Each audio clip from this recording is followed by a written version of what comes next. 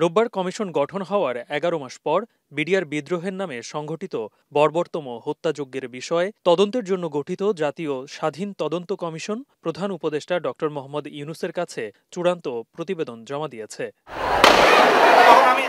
তদন্ত প্রতিবেদনে উঠে এসেছে, বিডিআর হত্যাকাণ্ডে দলগতভাবে জড়িত ছিল আওয়ামী লীগ, আর মূল সমন্বয়কারী ছিলেন ফজলে নূর তাপস। এই ঘটনায় শেখ হাসিনার গ্রিন সিগন্যাল ছিল বলেও উঠে এসেছে প্রতিবেদনে।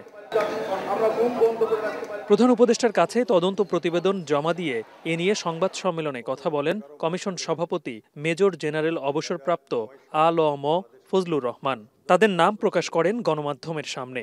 বিডিআর হত্যাকাণ্ডে হাসিনা তাপস ছাড়াও আর যাদের জড়িত থাকার প্রমাণ মিলেছে তাদের নাম প্রকাশ করেন তিনি। এর সঙ্গে যারা জড়িত তাদের মধ্যে আমরা রাজনৈতিক ব্যক্তি পেয়েছি, এর মধ্যে সিভিল জড়িত।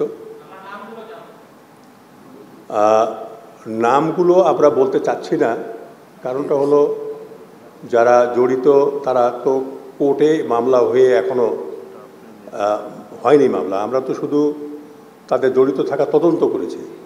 তিনি বলেন, ডালভাত কর্মসূচি নিয়ে বাহিনীর মধ্যে অসন্তোষকে পুঁজি করে সেনাবাহিনীকে দুর্বল এবং ক্ষমতা টিকিয়ে রাখার জন্যই এই হত্যাকাণ্ডের পরিকল্পনা করা হয়েছিল।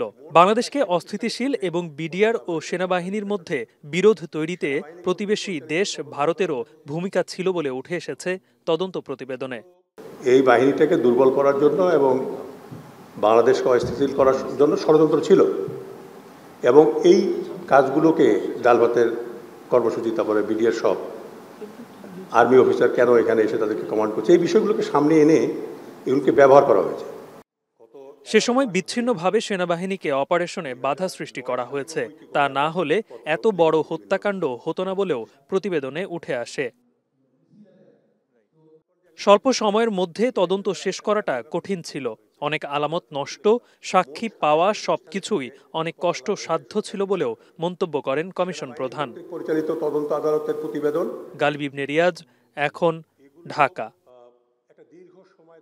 4 গুণ শক্তিশালী এনজাইম ও অধিক ফেনা সমৃদ্ধ অরিক সিলভার ওয়াশ মাত্র 70 টাকায়।